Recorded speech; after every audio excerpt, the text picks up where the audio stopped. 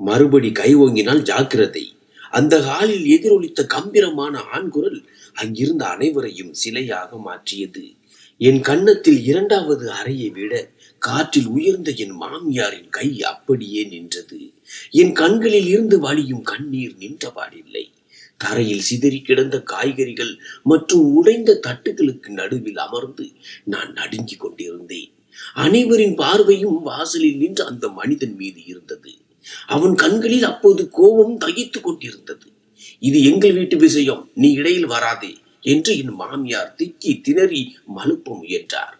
இது வீட்டு விஷயம் அல்ல, இது பயங்கரமான அநீதி, இது ஒரு கொடுமை. நான் நுழைய போகும் இந்த வீட்டில் இப்படி ஒரு கூத்து நடப்பதை என்னால் சகித்துக் கொள்ள முடியாது. இந்த கேவலமான செயலுக்கு பிறகு நான் அமைதியாக இருப்பேன் என்று நினைக்கிறீர்களா? அந்த நபர் முன்னால் வந்து என் கையை பிடித்து என்னை தூக்கி விட்டார். அவர் காட்டிய அந்த பரிவிலும் நெருக்கத்திலும் ஏதோ ஒரு அர்த்தம் இருந்தது. அதை என்னால் அப்போது புரிந்து கொள்ள முடியவில்லை. இனிமேல் இந்த பெண்ணை யாராவது தவறான கண்ணோட்டத்தில் பார்த்தால் என்னை விட மோசமானவன் எவனும் இருக்க மாட்டான். அந்த காலில் நிலவிய மரண அமைதி வரப்போகும் காலம் பல மாற்றங்களை கொண்டு வரப்போகிறது என்பதை உணர்த்தியது. என் பெயர் மான்சி. வறுமை ஒரு மனிதனை காலத்திற்கு முன்பே முதிர்ச்சி அடைய செய்யும் என்பார்கள். ஆனால் என் அப்பா எங்களை ஒருபோதும் அந்த உணர்வோடு வாழ விட்டதில்லை. நாங்கள் 4 சகோதரிகள். எங்களுக்கு சகோதரர்கள் கிடையாது. அப்பா ஒரு சாதாரண தொழிலாளி.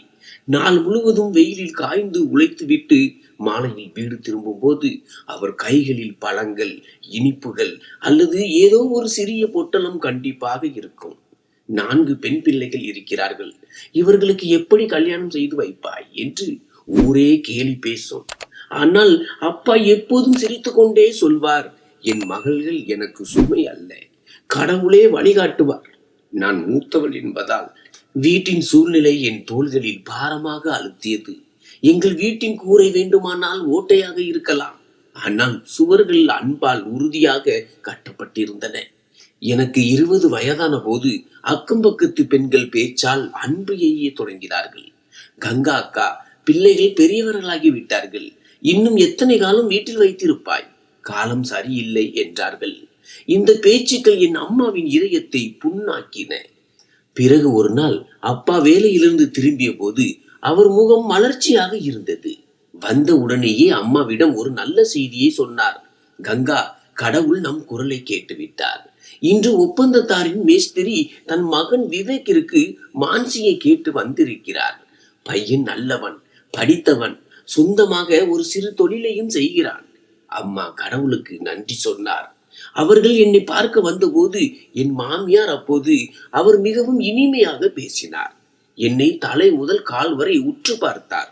அட, உங்கள் மகள் ரொம்ப அழகாக இருக்கிறாள், எங்களுக்கு வரதட்சணை எதுவும் வேண்டாம், உங்கள் மகள் குணவதியாகவும் பண்புள்ளவளாகவும் இருந்தால் போதும் என்றார். என் மாமியாரின் அந்த பகட்டான பேச்சு என் அப்பா அம்மாவின் மனதை வென்றது. விவேக்கும் வந்திருந்தார். அவர் அமைதியானவராகவும் விவரமானவராகவும் தெரிந்தார். திருமண தேதி குறிக்கப்பட்டது. தன் செல்ல மகளுக்கு எந்த குறையும் இருக்கக்கூடாது என்பதற்காக அப்பா தன் வாழ்நாள் சேமிப்பு முழுவதையும் செலவு செய்தார். என் திருமணத்தன்று வீடு முழுவதும் பெரும் பரபரப்பாக இருந்தது. நான் மனக்கோலத்தில் அமர்ந்திருந்தேன். அப்பா என்னிடம் வந்தபோது அவர் கண்கள் கண்ணீரால் நிறைந்திருந்தன. என் செல்லமே, இன்று நீ அடுத்த வீட்டு பெண்ணாகி விடுவாய். என் வசதிக்கு மீறி உனக்காக எல்லாவற்றையும் செய்திருக்கிறேன். அப்படியும் ஏதேனும் குறை இருந்தால் என்னை மன்னித்து விடு என்று கூறி அப்பா என் தலையில் கை வைத்தார். அப்பா, என்னை ஒரு இளவரசி போல் அல்லவா வளர்த்தீர்கள் என்று கூறி அவர் மார்பில் சாய்ந்து அழுதேன். விடைபெறும் போது அப்பா சொன்ன ஒரு விஷயம் என் மனதில் ஆழமாக பதிந்தது. மகளே, புகுந்த வீட்டில் பேச்சில் இனிமையும் பார்வையில் பணிவும் இருக்கட்டும். ஏழை பெண்களின் உண்மையான வரதட்சணையே அவர்களின் வளர்ப்பு தான். என் மானத்தை காப்பாற்று. இந்த வளர்ப்பும் மானமுமே பின்னாளில் எனக்கு பெரும் சோதனையாக போகிறது என்று அப்போது எனக்கு தெரியாது. என் அன்பான வீட்டை விட்டு விவேக்கின் வீட்டிற்கு வந்தேன். என் புகுந்த வீடு ஒரு நடுத்தர வர்க்க குடும்பம்தான். ஆனால் அங்கிருந்த சூழல் எங்கள் வீட்டில் இருந்து முற்றிலும் மாறுபட்டு இருந்தது. விவேக்கின் அம்மாவும் நான் ஆசையாக தங்கை என்று அழைத்த அவர் சகோதரி பொம்மியும் திருமணத்திற்கு அடுத்த நாளில் இருந்தே கொஞ்சம் மாறியது போல் தெரிந்தார்கள். மறுநாள் காலை நான் சமையலறைக்கு சென்றபோது மாமியார் அங்கேயே நின்று கொண்டிருந்தார். மருமகளே, எங்கள் வீட்டில் அதிக நேரம் தூங்கும் வழக்கம் இல்லை. அப்புறம் விவேக்கிற்கு தோசை முறுமுறுவென்று இருக்க வேண்டும். பார்த்து செய். முதல் நாளே எந்த தவறும் நடந்துவிடக் கூடாது.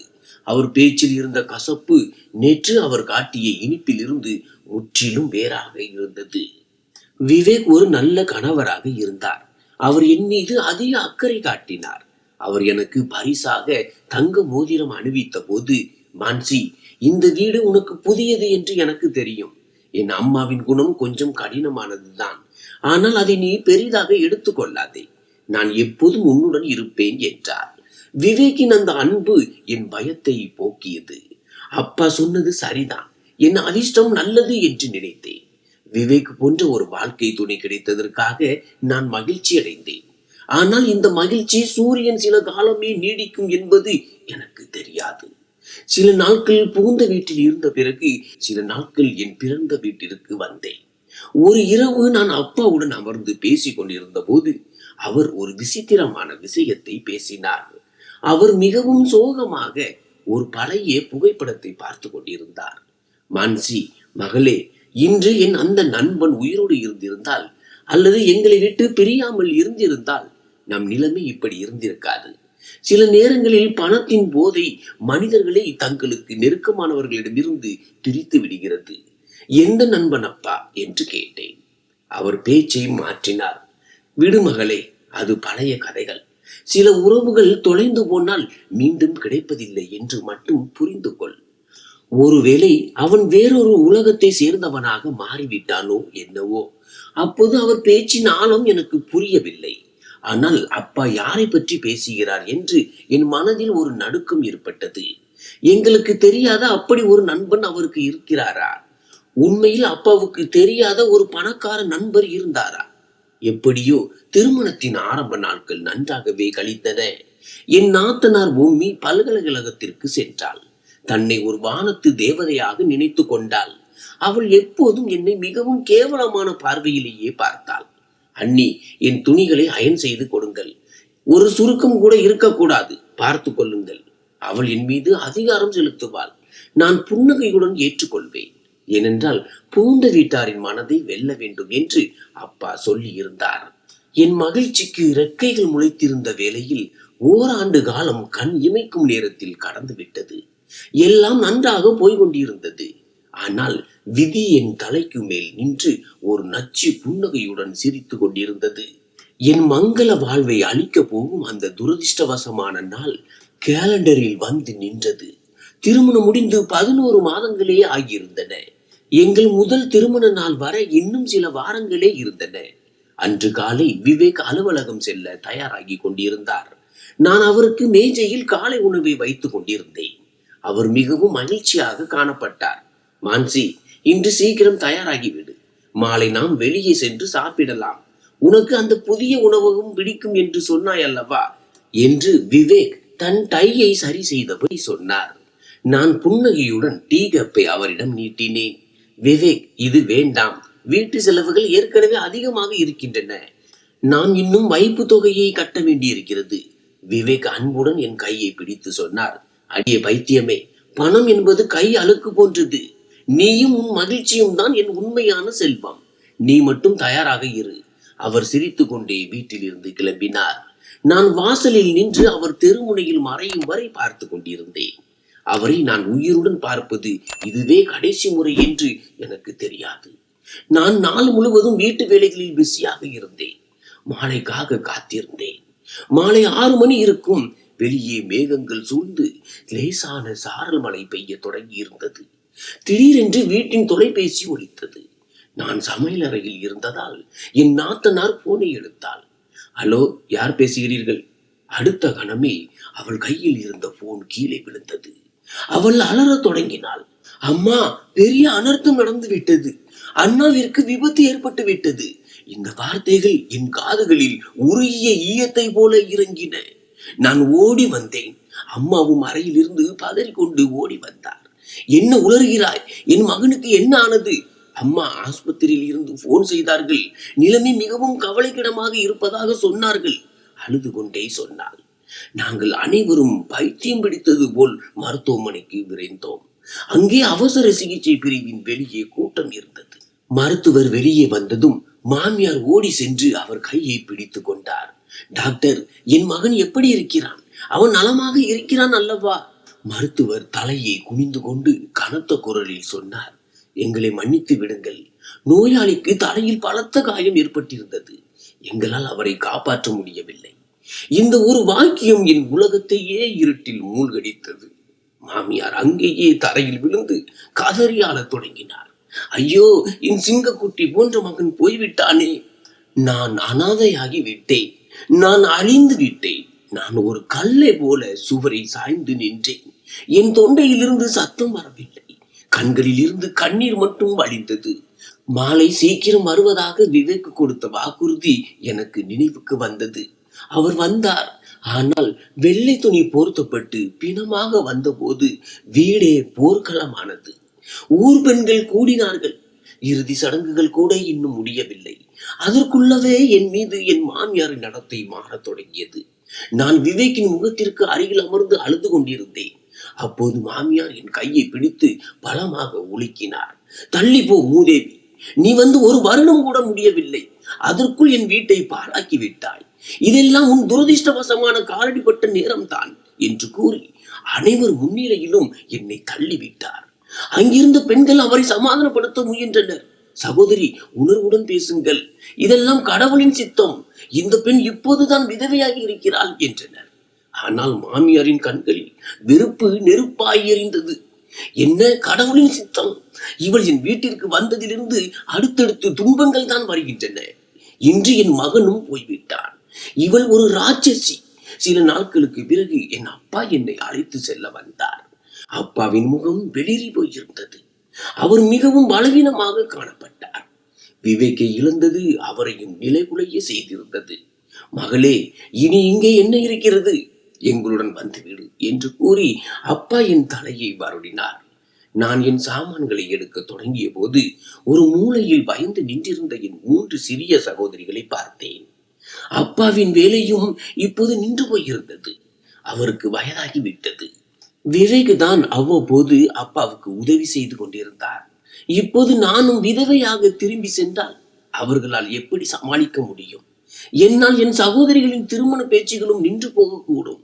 நான் என் முந்தானையால் கண்ணீரை துடைத்து கொண்டு ஒரு முடிவெடுத்தேன். அப்பாவிடம் சென்று சொன்னேன். அப்பா, நான் வரமாட்டேன். இது என் வீடு. விவேக்கின் நினைவுகள் இங்கே இருக்கின்றன. நான் இங்கேயே இருப்பேன். அம்மா அழுது கொண்டே சொன்னார்.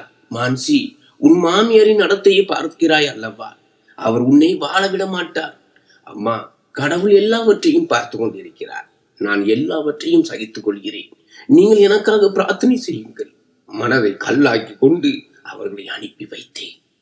அம்மாவும் அப்பாவும் அழுது கொண்டே சென்றனர்.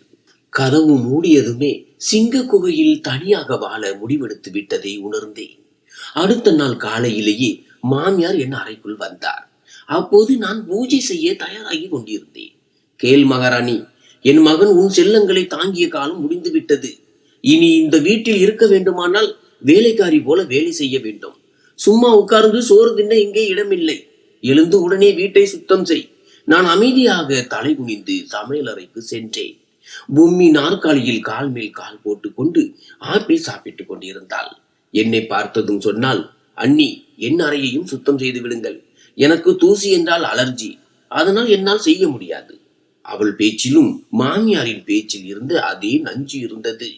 விவேக் சென்றதுமே என் மரியாதையின் கூரை பறி போய்விட்டது என்பதையும், இந்த வீட்டில் வாழ்வதற்கு அவமானங்களை விலையாக கொடுக்க வேண்டும் என்பதையும் புரிந்து கொண்டேன்.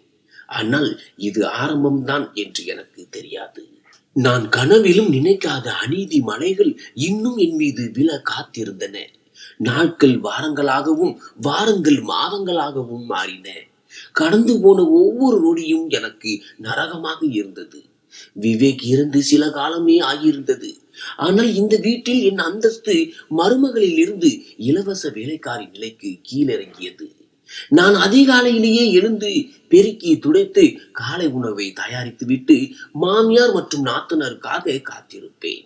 ஒரு நாள் காலை நான் சமையலறையில் பாத்திரங்களை கழுவி கொண்டிருந்த போது மாமியாரின் குரல் கேட்டது. ஏ இளவரசி, காலை உணவு எப்போது கிடைக்கும்? அல்லது இன்றும் எங்களை பட்டினி போடும் என்னம்மா? நான் வேகமாக கைகளை துடைத்துக் கொண்டு தட்டில் உணவை எடுத்து டைனிங் டேபிளுக்கு சென்றேன். பொம்மி ஏற்கனவே நாற்காலியில் அமர்ந்திருந்தாள்.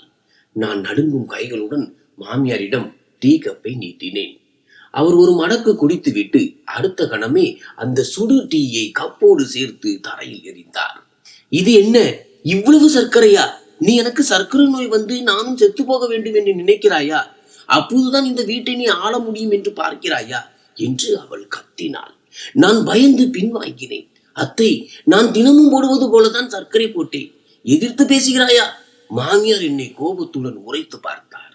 அதிர்ஷ்டம் இல்லாதவளே, நீ இந்த வீட்டிற்கு வந்ததிலிருந்து வளர்ச்சியே போய்விட்டது. சிரித்து கொண்டிருந்த என் வீட்டை பாழாக்கி விட்டாய். உன் துரதிருஷ்டவசமான முகத்தை வைத்துக் கொண்டு இங்கிருந்து ஏன் போகக்கூடாது? ஏன் எங்கள் நெஞ்சில் மிளகாய் அரைக்கிறாய்? நான் அமைதியாக அவர்களின் நச்சு வார்த்தைகளை கேட்டுக்கொண்டு கீழே சிதறி கிடந்த உடைந்த கப் துண்டுகளை சேகரிக்க தொடங்கினேன். என் கண்களில் இருந்து கண்ணீர் தரையில் சொட்டியது. எனக்கு செல்வதற்கு வேறு இடமில்லை. நான் போனால் ஏழை பெற்றோர்களுக்கு சுமையாவேன். தங்கைமார்களின் வாழ்க்கையும் தடைப்படும். அதனால் தான் அமைதியை என் துணையாக கொண்டேன். என் கணவர் இருந்து 6 மாதங்கள் கூட முழுமையாகவில்லை. அதற்குள் வீட்டில் ஒரு புதிய மகிழ்ச்சியான செய்தி வந்தது. ஒரு நாள் பொம்மி பல்கலைக்கழகத்தில் இருந்து வந்தபோது அவள் முகம் மகிழ்ச்சியால் மின்னியது. அம்மா, உங்களுக்கு தெரியுமா, மிஸ்ஸஸ் அஞ்சலி எனக்காக பெண் கேட்டு வந்திருக்கிறார் என்று பொம்மி சத்தமாக சொன்னாள். மாமியாரின் மகிழ்ச்சிக்கு எல்லையே இல்லை. அடடா, இது நல்ல குடும்பமாயிற்றே. பையன் என்ன செய்கிறான்? பையன் அமெரிக்காவில் படித்துவிட்டு வந்திருக்கிறான். அம்மா, அவர்கள் மிகப்பெரிய பணக்காரர்கள். அவர்களுக்கு சொந்தமாக பெரிய தொழில் இருக்கிறது என்று பொம்மி பெருமையாக கழுத்தை நிமிர்த்தி கூறினாள். இதை கேட்டு எனக்கு மிகவும் வருத்தமாக இருந்தது. என் கணவரின் சாம்பல் கூட இன்னும் ஆறவில்லை. அவர் அவர்களின் ஒரே மகன். ஆனால் இவர்கள் தங்கள் மகளின் திருமண கொண்டாட்டத்திற்கு தயாராகி கொண்டிருந்தார்கள். ஆனால் பிறகு நான் நினைத்தேன், இதுதான் உலக நீதி. ஒருவரின் உயிர் பிரிவால் வாழ்க்கை நின்று விடுவதில்லை. மகளின் மகிழ்ச்சி பெற்றோருக்கு பெரியதுதானே. மாலையில் விருந்தினர்கள் வரும் நேரம் குறிப்பிடப்பட்டது. மாமியார் என் அறைக்கு வந்து அதிகார குரலில் சொன்னார். ஜாக்கிரதை, விருந்தினர்கள் முன்னால் வராதே. உன் துரதிர்ஷ்டமான நிழலை என் மகளின் மகிழ்ச்சியில் விழ செய்யாதே. நீ சமையல் அறையிலேயே இருக்க வேண்டும். அங்கிருந்தே டீ தண்ணீர் அனுப்பி வைக்க வேண்டும். புரிந்ததா? நான் தலைகுனிந்து சரி என்றேன். மாலை விருந்தினர்கள் வந்தார்கள். பையனின் அம்மாவும் சகோதரியும் வந்திருந்தனர். அவர்கள் பொம்மியை பார்த்தார்கள். அவர்களுக்கு பிடித்து விட்டது.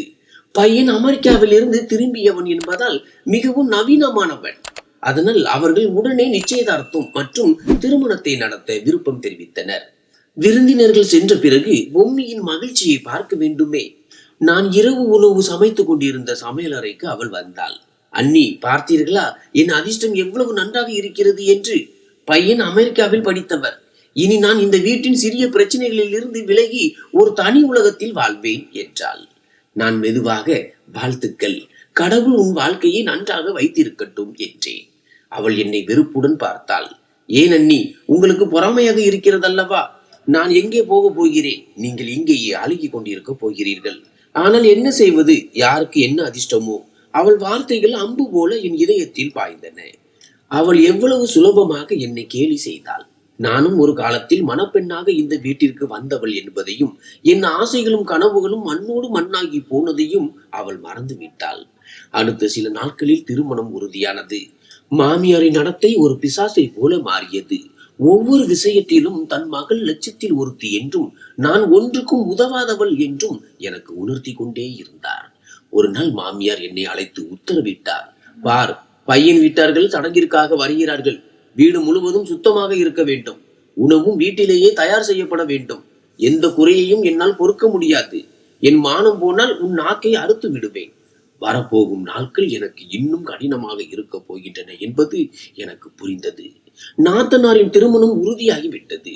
ஆனால் அந்த திருமணத்தின் பெயரில் என் மீது நடத்தப்படவிருக்கும் அநீதியை பற்றி எனக்கு தெரியவே இல்லை. இவர்கள் என்னை ஒரு மனிதனாக கூட பார்க்கவில்லை, வெறும் இயந்திரமாகவே கருதினார்கள். நான் கையேறு நிலையில் கடவுளை நோக்கி பார்த்தேன். ஒருவேளை அவர் ஏதேனும் அதிசயம் செய்வார் என்று நம்பினேன். ஆனால் அதிசயம் நடப்பதற்கு முன்பாக நான் அவமானத்தின் ஆழமான பள்ளங்களில் விழுந்து எழ வேண்டும் என்பது எனக்கு தெரியாது. பொம்மியின் திருமணம் உறுதியானதும் வீட்டின் சூழலே மாறிவிட்டது.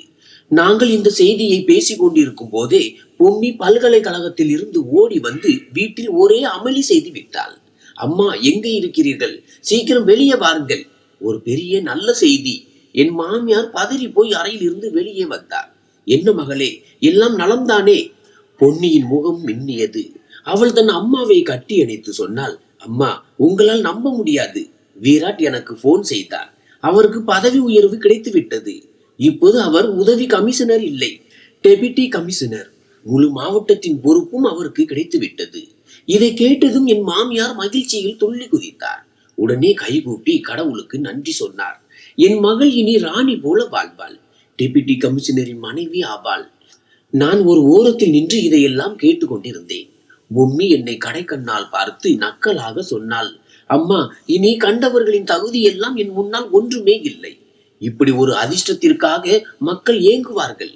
என் கணவர் இந்த ஊருக்கே அதிகாரியாக இருப்பார். மாமியார் பெருமையோடு மகளின் நெற்றியில் முத்தமிட்டார். ஆமாம் என் கண்ணே, இனி மற்றவர்கள் நம் காலனிக்கு கூட சமமானவர்கள் இல்லை. உன் திருமணத்தை எவ்வளவு விமர்சையாக நடத்துகிறேன் என்று பார். இந்த உலகமே வியந்து பார்க்கும். இந்த செய்திக்கு பிறகு பொம்மியின் புகுந்த வீட்டாரிடமிருந்து ஒரு தகவல் வந்தது. அவர்கள் குடும்பத்தோடு விருந்துக்கு வருவதாக சொன்னார்கள். தன் வீட்டு விருந்தோம்பல் எவ்வளவு சிறந்தது என்பதை அவர்களுக்கு காட்ட வேண்டும் என்று மாமியார் விரும்பினார்.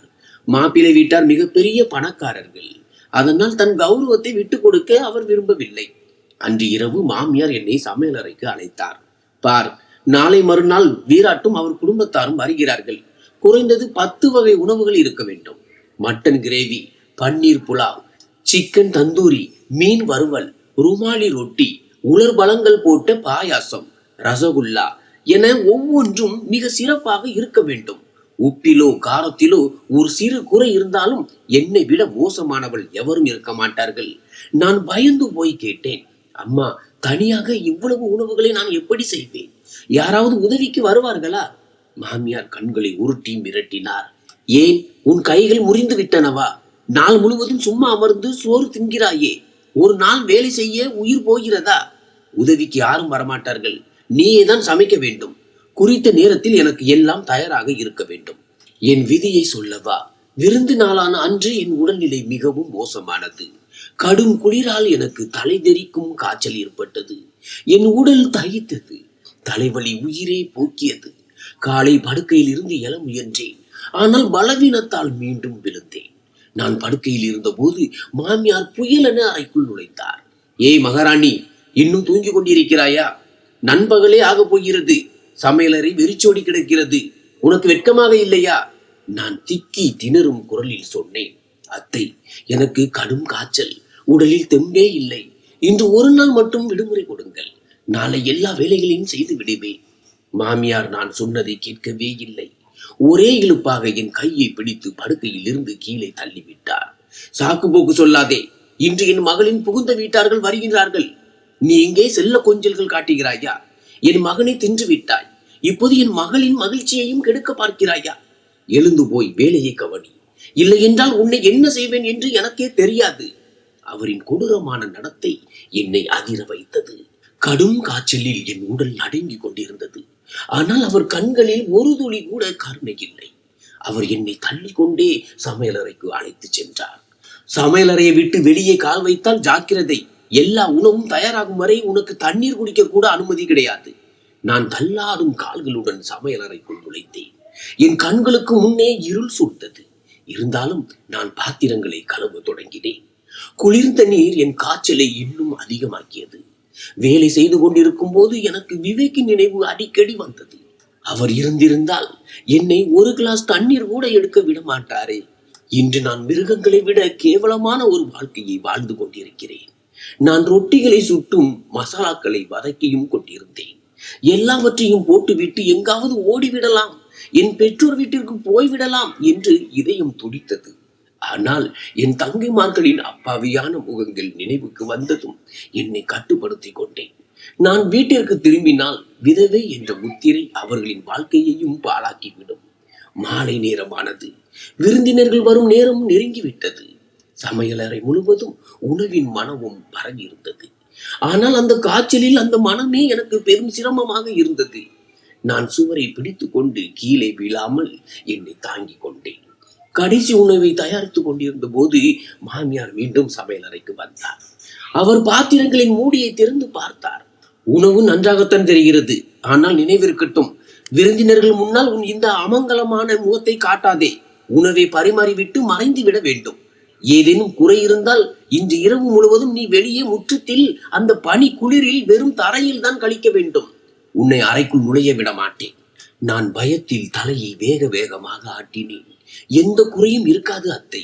வெளியே கார்கள் வந்து நிற்கும் சத்தம் கேட்டது. விருந்தினர்கள் வந்து விட்டார்கள். என் இதய துடிப்பு அதிகமானது. ஏனென்றால் இப்போது நான் சமைத்த அத்தனை உணவுகளையும் எடுத்து சென்று டைனிங் டேபிளில் வைக்க வேண்டும். காய்ச்சலில் என் உடல் ஒடிந்தது. இருந்தாலும் தைரியத்தை வரவழைத்துக் கொண்டு முதல் பாத்திரத்தை எடுத்தேன். அடுத்த 1 மணி நேரம் என் வாழ்க்கையில் எவ்வளவு பெரிய புயலை கொண்டு வர போகிறது என்பது எனக்கு தெரியாது. மேஜையில் ஏதேனும் குறை இருக்கிறதா என்று கடைசியாக ஒரு முறை பார்த்து கொண்டேன். காய்ச்சலின் வேகத்தில் என் கால்கள் நடுங்கின. ஆனால் தவறு நடந்தால் இரவு முழுவதும் முற்றத்தில் கிடக்க வேண்டும் என்ற மாமியாரின் மிரட்டல் என் காதுகளில் ஒலித்தது. வரவேற்பறையில் இருந்து விருந்தினர்களின் சிரிப்பு சத்தம் கேட்டது. தங்கள் அதிர்ஷ்டத்தையும் பெருமையையும் பேசிக் கொண்டிருந்த மாமியார் மற்றும் பொம்மியின் சிரிப்பு சத்தம் தான் மற்ற எல்லாவற்றையும் விட ஓங்கி ஒலித்தது. நான் துணிச்சலை வரவழைத்துக் கொண்டு உணவை பரிமாற சென்றேன். விருந்தினர்களில் பொம்மியின் புகுந்த வீட்டார்கள், அவர்களின் மகள் மற்றும் துணை ஆணையராக பதவி உயர்வு பெற்று அந்த வீராட் அமர்ந்திருந்தனர். அனைவரும் நாற்காலிகளில் அமர்ந்திருந்தனர். என்னை பார்த்ததும் அந்த அறையில் ஒரு கணம் நிசப்தம் நிலவியது. நான் பார்வையை தாழ்த்தி கொண்டு நடுங்கும் கைகளால் புலாவ் பாத்திரத்தை மேஜையில் வைத்தேன். வீராட்டின் அம்மா என்னை உற்று பார்த்தார். பிறகு என் மாமியாரிடம் கேட்டார், சகோதரி, இந்த பெண் யார்? இதற்கு முன் பார்த்ததே இல்லையே. புதிதாக வேலைக்காரி யாராவது வைத்திருக்கிறீர்களா? இந்த கேள்வி என் இதயத்தில் ஈட்டி பாய்வது போல இருந்தது. நான் இந்த வீட்டின் மருமகள், இந்த வம்சத்தின் கௌரவம். ஆனால் இன்று என் அடையாளம் அழிக்கப்பட்டு கொண்டிருந்தது. என் மாமியார் மிக சுலபமாக பொய் சொன்னார். அட இல்ல சகோதரி, இவள் எங்கள் தூரத்து ஏழை உறவினர். கணவன் இறந்து விட்டான். ஆதரிக்க யாரும் இல்லை. அதனால் பாவம் என்று பார்த்து இந்த வீட்டிலேயே வைத்துக் கொண்டோம். வீட்டின் சின்ன சின்ன வேலைகளை செய்துவிட்டு 4 வாய் சோறு சாப்பிடுகிறாள். ஏதோ தருமம் செய்கிறோம் என்று வைத்துக் கொள்ளுங்களேன். அவர் எவ்வளவு அழகாக பொய் சொல்லி என்னை ஒரு வேலைக்காரியாக சித்தரிக்கிறார் என்பதை பார்த்து நான் அதிர்ந்து போனேன். கோபத்தையும் அவமானத்தையும் விழுங்கி கொண்டு அடுத்த பாத்திரத்தை எடுக்க சமையலறைக்கு திரும்பினேன். கண்களில் கண்ணீர் திரண்டது. ஆனால் அதை நான் சிந்த விடவில்லை. மட்டன் இருந்த கனமான பாத்திரத்தை தூக்கி கொண்டு மீண்டும் வந்தேன். காய்ச்சல் இப்போது என் தலைக்கு ஏறிவிட்டது. மேஜையை நெருங்கிய போது திடீரென என் கண்களுக்கு முன்னே இருள் சூழ்ந்தது. பயங்கரமான தலை சுற்றல் ஏற்பட்டு என் கால்கள் தள்ளாடின. கைகளின் பிடி தளர்ந்தது. சடாரென ஒரு சத்தம் கேட்டது. அந்த சூடான பாத்திரம் என் கையை நழுவி தரை விரிப்பின் மீது விழுந்தது. சூடான குழம்பு நாலா புறமும் சிதறியது. கண்ணாடி துண்டுகள் பறந்தன. விருந்தினர்கள் பதறி போய் எழுந்தனர். இதை பார்த்ததும் என் மாமியாரின் முகம் கோபத்தால் சிவந்தது. மின்னல் வேகத்தில் என் அருகே வந்தவர் நான் மன்னிப்பு கேட்பதற்கு முன்னமே அனைவர் முன்னிலையிலும் தன் முழு பலத்துடன் என் கன்னத்தில் ஓங்கி ஒரு அறை விட்டார். கண் தெரியவில்லையா உனக்கு? மாமியாரின் குரல் அந்த வீடே அதிரும்படி ஒலித்தது. பார்த்தீர்களா சகோதரி, இதனால் தான் இவளை நான் விருந்தினர்கள் முன்னால் கொண்டு வருவதில்லை. தன் அமங்கலமான ராசியை இங்கேயும் காட்டிவிட்டாள். இவ்வளவு விலை உயர்ந்த கம்பளமும் உணவும் வீணாகிவிட்டதே. விருந்தினர்கள் வியப்புடன் என்னையும் என் மாமியாரையும் மாறி மாறி பார்த்தனர்.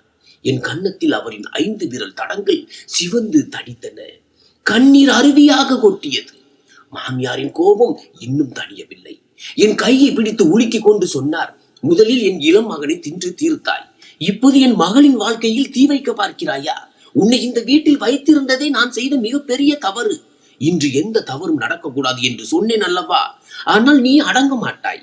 அமைதியாக இதையெல்லாம் பார்த்து கொண்டிருந்த வீராட்டின் முகபாவங்கள் மாறிக்கொண்டிருந்தன. ஆனால் என் மாமியாரோ தன் ஆத்திரத்தில் கத்தி கொண்டிருந்தார். என் கண்ணுக்கு முன்னால் நிற்காதே, வெளியே போ. இன்று ஒரு இரவு கூட உனக்கு இந்த வீட்டிற்குள் அடைக்கலம் கிடையாது, தொலைந்து போ. நான் அழுது கொண்டே தரையில் அமர்ந்து கண்ணாடி துண்டுகளை பொறுக்கினேன். கண்ணாடி என் உள்ளங்கையில் கொத்தியது. ஆனால் இதயத்தின் வலி அதை விட கூடுதலாக இருந்தது. அனைத்து விருந்தினர்களும் என்னை இழிவாக பார்த்தனர். ஆனால் அந்த ஒரு மனிதரை தவிர. அவர் கண்களில் அப்போது ஒரு விசித்திரமான குழப்பம் இருந்தது. சிந்திய என் கண்ணீரும் சிதறிய உணவும் என் தலைவிதியை தீர்மானிக்கப் போகிறது என்று எனக்கு தெரியாது. மாமியார் இன்னும் ஏதோ சொல்ல வாயெடுத்த போது திடீரென ஒரு குரல் கேட்டது. அங்கிருந்து அனைவரும் சிலையாகி போனார்கள். மாமியார் மீண்டும் ஒரு அறை விடுவதற்காக கையை உயர்த்திய போது நான் பயத்தில் கண்களை மூடிக்கொண்டேன். என் ஆன்மாவை மேலும் காயப்படுத்த போகும் அந்த அறைக்காக நான் காத்திருந்தேன். ஆனால் அந்த தழும்பு என் கன்னத்தை எட்டவில்லை.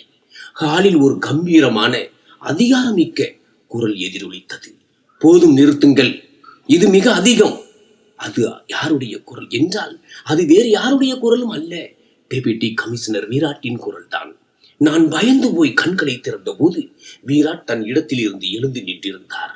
அவர் முகம் கோபத்தால் சிவந்திருந்தது. அவர் அம்மாவும் சகோதரியும் கூட அவரை வியப்புடன் பார்த்து கொண்டிருந்தனர். என் மாமியாரின் கை அப்படியே காற்றில் நின்றது. அவர் திகைத்து போய் விராட்டை பார்த்தார். அவர் முகம் வெளிரி போனது. மகனே, நீ ஏன் கவலைப்படுகிறாய்? இதெல்லாம் வீட்டில் நடக்கும் சாதாரண விஷயங்கள். இந்த வேலைக்காரிகளை சரி செய்ய சில நேரங்கள் கடுமையாக நடக்க வேண்டியிருக்கிறது. நீ உட்கார்ந்து சாப்பிடு, உணவு ஆறி போகிறது என்று மாமியார் புன்னகைக்க முயற்சி செய்தார். வேலைக்காரியா? விராட் கேள்வி எழுப்பும் விதமாக மாமியாரை பார்த்துவிட்டு பிறகு என் அருகில் வந்தார். நான் தரையில் அமர்ந்து உடைந்த கண்ணாடி துண்டுகளை கையில் பிடித்துக் கொண்டு நடுங்கிக் கொண்டிருந்தேன். விராட் மாமியாரின் கண்களை நேருக்கு நேர் பார்த்து சொன்னார். சிறிது நேரத்திற்கு முன்பு இவள் உங்கள் தூரத்து உறவினர் என்று சொன்னீர்கள். உங்கள் உறவினர்களிடம் இப்படித்தான் நடந்து கொள்வீர்களா? ஒருவேளை இவள் வேலைக்காரியாகவே இருந்தாலும் வேலைக்காரர்கள் மனிதர்கள் இல்லையா? பொம்மி உடனே தன் அம்மாவிற்கு ஆதரவாக பேசினாள். விராட், இந்த அற்ப பெண்ணிற்காகவா எங்களிடம் கோபித்துக் கொள்கிறீர்கள்? இவள் எவ்வளவு திமிர் பிடித்தவள் என்று உங்களுக்கு தெரியாது. எங்கள் சந்தோஷத்தை கெடுப்பதற்காகவே இவள் வேண்டுமென்றே உணவை கீழே கொட்டினாள். விராட் பொம்மியை கூர்மையாக பார்த்தான். வேண்டுமென்றே வா? என்ன நீ குருடியா? கடந்த அரை மணி நேரமாக நான் கவனித்துக் கொண்டிருக்கிறேன். இந்த பெண் காய்ச்சலில் கொதிக்கிறாள். இவள் கைகள் நடுங்குகின்றன. முகம் வெளிரி போயிருக்கிறது. இவளுக்கு ஓய்வு தேவை.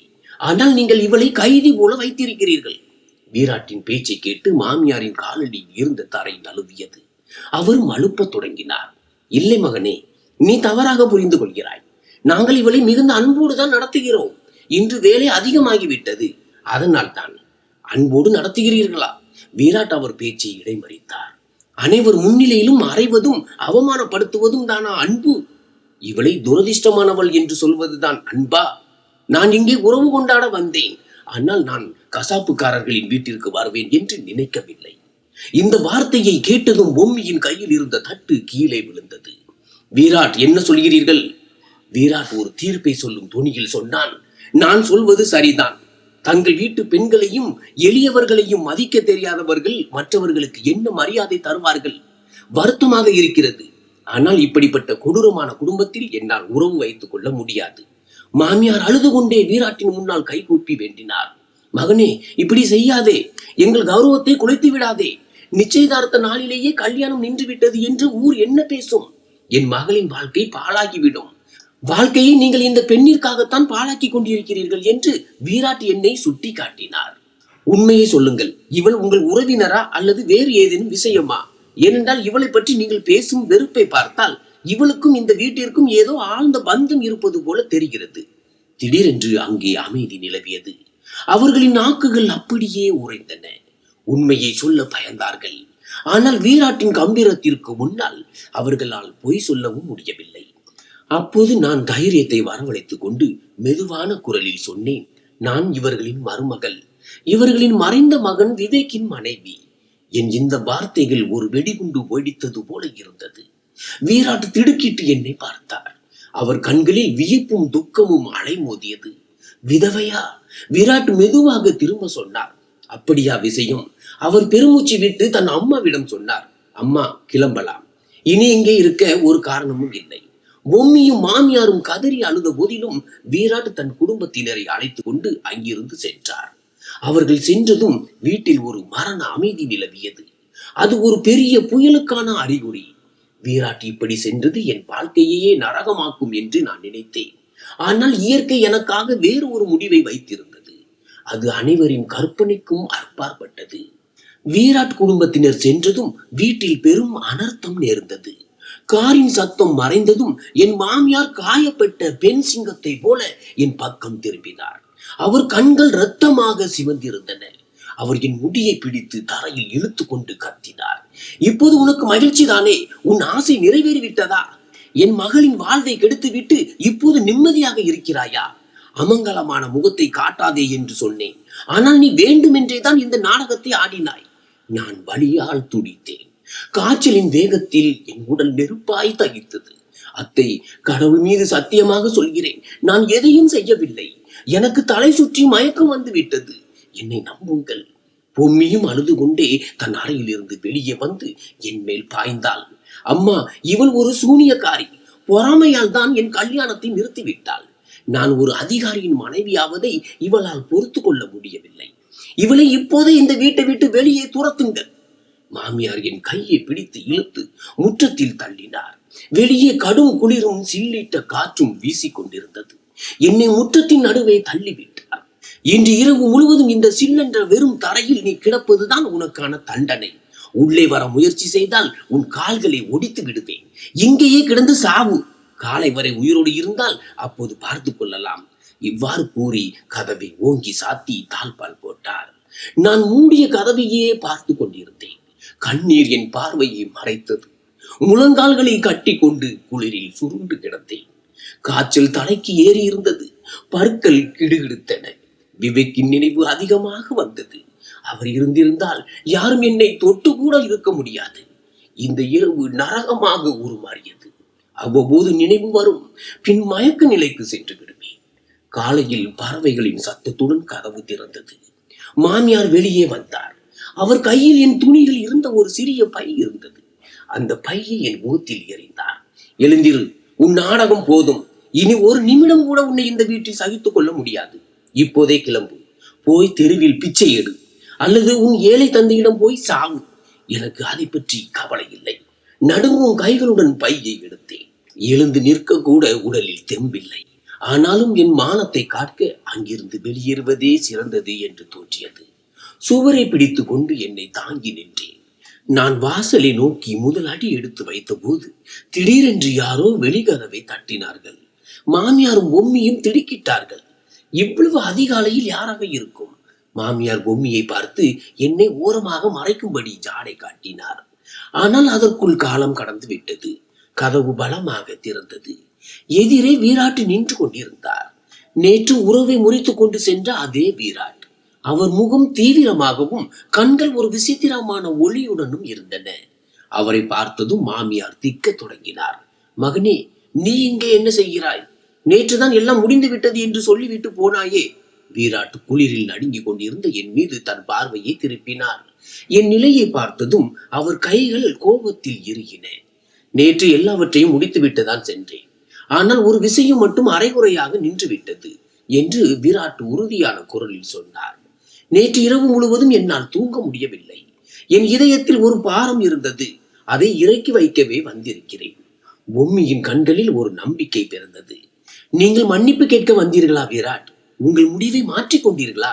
எனக்கு தெரியும், என்னை பிரிந்து உங்களால் இருக்க முடியாது என்று. வீராட் பொன்மியின் பேச்சிற்கு எந்த பதிலும் சொல்லவில்லை. அவர் நேராக என்னிடம் வந்தார். மாமியார் கத்தினார். ஜாக்கிரதை, அந்த ராசி இல்லாதவள் அருகில் செல்லாதே. நாங்கள் இவளை வீட்டை விட்டு துரத்துகிறோம். இவள் அதற்குத்தான் லாயக்கு. வீராட் திரும்பி மாமியாரை பார்த்து ஒரு வார்த்தை சொன்னார். அது அங்கிருந்த அனைவரையும் அதிர வைத்தது. யாரை நீங்கள் வீட்டை விட்டு துரத்துகிறீர்களோ அவரைத்தான் நான் அழைத்து செல்ல வந்திருக்கிறேன். மாமியாரும் பொம்மியும் சிலையாக நின்றார்கள். அவர்கள் காதுகளையே அவர்களால் நம்ப முடியவில்லை. நேற்று வரை யார் என்றே தெரியாத இந்த மனிதன் எனக்காக ஏன் திரும்பி வந்திருக்கிறான்? அவன் என் மீது பரிதாபப்படுகிறானா அல்லது வேறு ஏதேனும் காரணமா? எனக்கு என்ன தெரியும்? வீராட்டின் வருகை வெறும் பரிதாபம் மட்டுமல்ல, அது காலத்தால் எழுதப்பட்ட ஒரு பந்தம். தன்னை அழைத்து செல்ல வந்திருப்பதாக வீராட் சொன்னதை கேட்டு என் மாமியார் மற்றும் பொம்மியின் முகத்தில் ஈயாடவில்லை. மாமியார் வீராட்டின் மனநிலை குறித்து சந்தேகப்படுவது போல் ஒரு ஏளன சிரிப்பு செய்தார். உனக்கு அறிவு இருக்கிறதா மகனே? நான் சொன்னதை நீ சரியாக கேட்கவில்லை என்று நினைக்கிறேன். இவள் என் மகனின் விதவை. சிரித்து கொண்டிருந்த என் வீட்டையே அழித்தவள். இவளை அழைத்து சென்று என்ன செய்ய போகிறாய்? உன் வீட்டில் வேலைக்காரியாக வைக்கப் போகிறாயா என்று மாமியார் விஷத்தை கக்கும் தொனியில் கேட்டார். வீராட்டு நிதானமாக மாமியாரை பார்த்து மிகவும் தீர்க்கமாக சொன்னான். இல்லை, நான் இவளை வேலைக்காரியாக அழைத்து செல்லவில்லை. இவளுக்கு ஒரு கௌரவமான வாழ்க்கையை தர வந்திருக்கிறேன். நான் மான்சியை திருமணம் செய்து கொள்வேன். இந்த வார்த்தைகள் ஒரு வெடிகுண்டு வெடித்ததை போல அங்கிருந்தவர்களை அதிர வைத்தன. பொம்மி திடீரென அலறினாள். திருமணமா?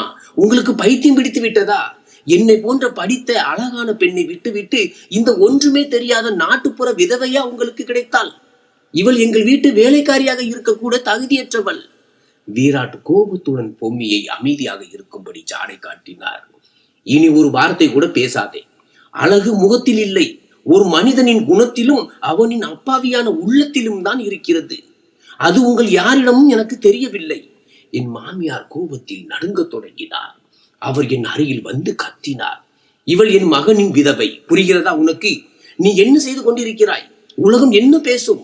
சில மாதங்களுக்கு முன்புதான் கணவனை இழந்த ஒரு விதவையை துணை ஆணையர் திருமணம் செய்கிறாரா என்று பேச மாட்டார்களா? உனக்கு உலகில் வேறு பெண்ணே கிடைக்கவில்லையா? வீராட் ஓரடி முன்னால் வந்து முழு உறுதியுடன் சொன்னார். நான் சொல்வது சரிதான். உங்கள் மகனின் விதவை என்றால் என்ன? விதவைகளுக்கு வாழும் உரிமையோ அல்லது மறுமணம் செய்யும் உரிமையோ இல்லையா? நம் மதமும் சட்டமும் அவர்களுக்கு அந்த உரிமையை வழங்குகிறது. நான் இவளை திருமணம் செய்வேன். ஏனென்றால் நேற்று இரவு இவள் கண்களில் கண்ட அந்த துயரம் என்னை இந்த முடிவை எடுக்க தூண்டியது. நான் சுவரை சாய்ந்து கொண்டு இதையெல்லாம் கேட்டுக் கொண்டிருந்தேன். இது கனவா நனவா என்று என்னால் நம்ப முடியவில்லை. காய்ச்சலில் தலை சுற்றியது. ஆனால் வீராட்டின் வார்த்தைகள் என் இதயத்திற்கு ஒரு விசித்திரமான நிம்மதியை தந்தன. பொம்மி அழுது கொண்டே சொன்னால், நான் அழிந்து விட்டேன். இந்த மான்சி உங்கள் மீது ஏதோ சூனியம் செய்து விட்டாள். இவள் மிகவும் தந்திரமானவள். பாவம் போல நடித்து உங்களை வலையில் வீழ்த்தி விட்டாள். வாயை மூடு பொம்மி. வீராட்டின் குரலில் இருந்த அதட்டலில் அவள் மிரண்டு போனாள். நீங்கள் இவளை எப்படி நடத்துகிறீர்கள் என்பதை நான் என் கண்களால் பார்த்தேன். தங்கள் வீட்டு மருமகளையே மிருகத்தை போல முற்றத்தில் வீசுபவர்களிடம் நான் எத்தகைய உண்மையை எதிர்பார்க்க முடியும்? பிறகு வீராட் என் பக்கம் திரும்பினார். மிகவும் கனிவான குரலில் என்னிடம் சொன்னார். மான்சி, நீ இந்த கொடூரமான மனிதர்களுடன் இருக்க வேண்டிய அவசியம் இல்லை. நான் இப்போது உன்னை மருத்துவமனைக்கு அழைத்து செல்கிறேன். பிறகு உன் பெற்றோரிடம் சென்று முறைப்படி உன்னை பெண் கேட்பேன். நீ இனி தனி ஆள் இல்லை. மாமியார் வழியை மறிக்க முயன்றார். நான் இவளை எங்கிருந்து செல்ல விட மாட்டேன். இவள் என் வீட்டு கௌரவம். வீராட் ஒரு கசப்பான புன்னையுடன் சொன்னான். கௌரவமா? கௌரவத்தை தான் நேற்று இரவே முற்றத்தில் தூக்கி எறிந்து விட்டீர்களே. இனி இவள் உங்கள் வீட்டு கௌரவம் அல்ல, என் வருங்கால பொறுப்பு. வழியை விடுங்கள். வீராட் முன்னால் வந்து என் பையை எடுத்துக் கொண்டார். நான் தள்ளாடும் கால்களுடன் நடக்க முயன்ற போது தலை சுற்றியது. நான் விழப்போன போது வீராட் என்னை தாங்கி பிடித்துக் கொண்டார். அப்போது மாமியார் மற்றும் பொம்மியின் கண்களில் தெரிந்த தோல்வியும் கோபமும் மறக்க முடியாதவை. அவர்கள் தாங்கள் விரித்த வலையிலேயே தாங்களே சிக்கிக் கொண்டார்கள். வீராட் என்னை காரில் அமர வைத்து அழைத்து சென்றார். பின்னால் திரும்பி அந்த வீட்டை நான் கடைசியாக பார்த்தேன். அங்கு நான் எண்ணற்ற அவமானங்களை சந்தித்திருந்தேன்.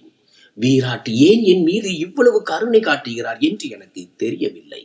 ஆனால் காரில் அமர்ந்ததுமே என் தலைக்கு மேல் இருந்த அந்த கரிய இரவின் நிழல் விலகி ஒரு புதிய விடியலின் சூரியன் உதிக்கப் போவதை உணர்ந்தேன்.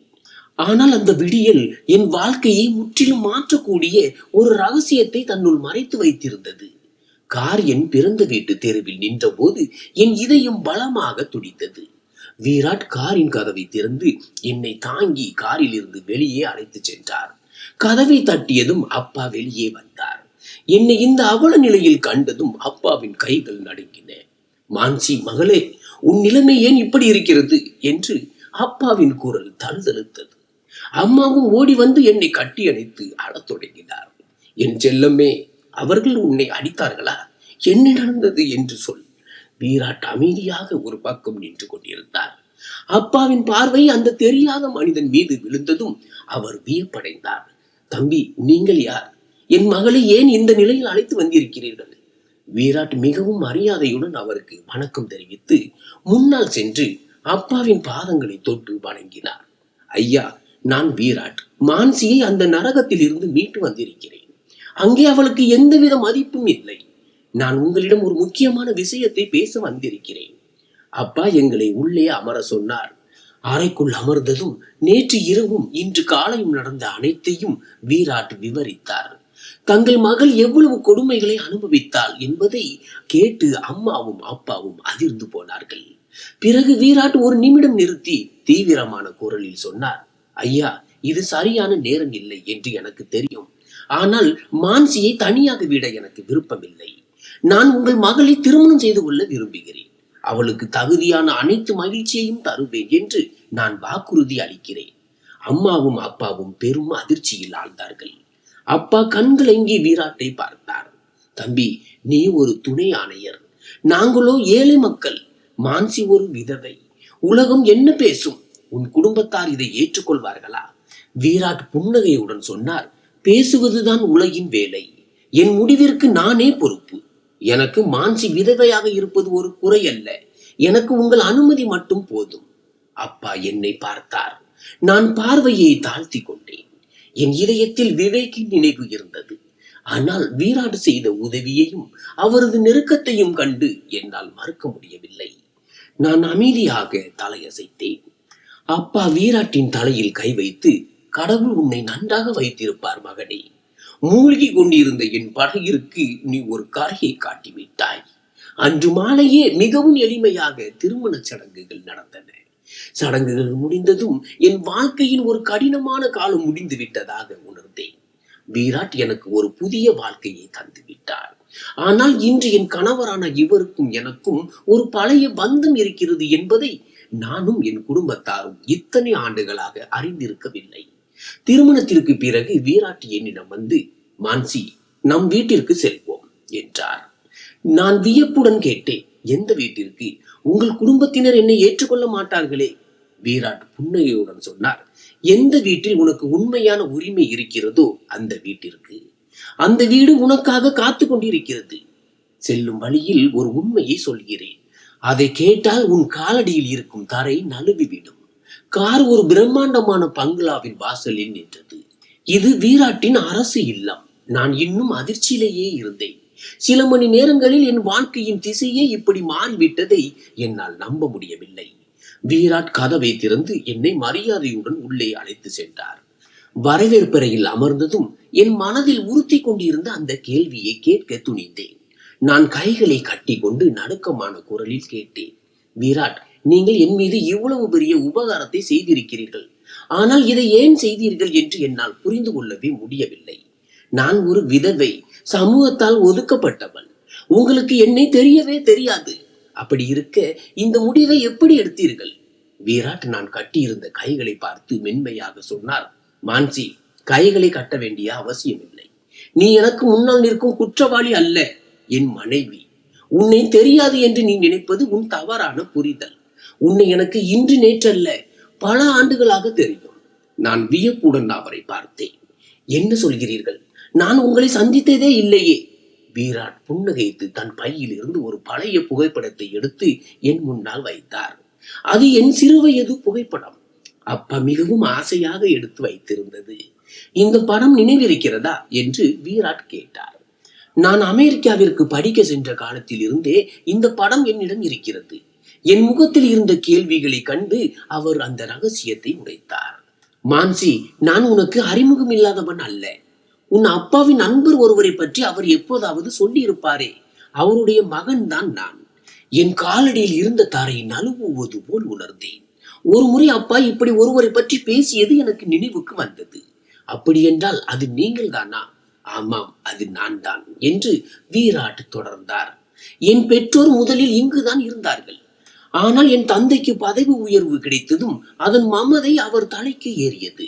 அவர் என்னையும் அழைத்து கொண்டு அமெரிக்காவிற்கு சென்று விட்டார். நான் அங்கேயே வளர்ந்ததால் உன்னை நீண்ட காலம் சந்திக்க முடியாமல் போனது. உன் நினைவாக இந்த சிறுவயது புகைப்படம் மட்டுமே என்னிடம் இருந்தது. உன் புகைப்படத்தில் தெரியும் அந்த பண்பையும் அமைதியையும் பார்த்து நான் எப்போது என் இதயத்தை உன்னிடம் இழந்தேன் என்றே தெரியவில்லை. என் கண்கள் கலங்கின.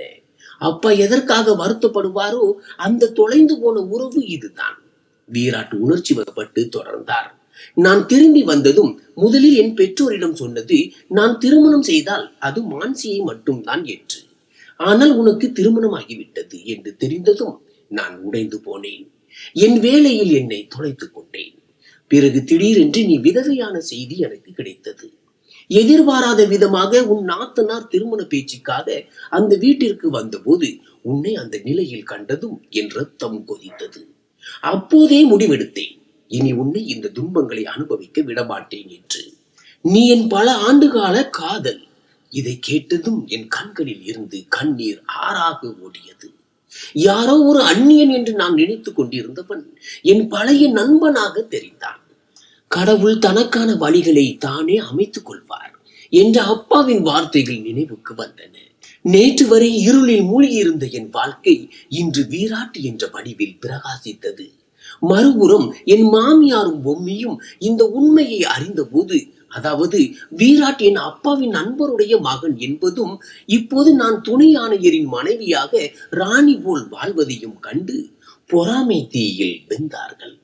பொம்மியின் திருமணம் நின்று போனது. இப்போது அவளுக்கு நல்ல வரன் ஏதும் கிடைக்கவில்லை. அவர்கள் தங்கள் தவற்றிற்காக கைகளை பிசைந்து கொண்டு வருந்தினார்கள். ஆனால் இப்போது காலம் கடந்து விட்டது. எய்த அம்பு திரும்ப போவதில்லை. என் பொறுமைக்கு பலன் அளித்ததற்காக நான் கடவுளுக்கு நன்றி சொன்னேன். மாமியாரின் கொடுமைகளுக்கு பிறகு கடவுள் எனக்கு மரியாதையையும் அன்பையும் நான் கனவிலும் நினைக்காத உயரத்தில் தந்துவிட்டார்.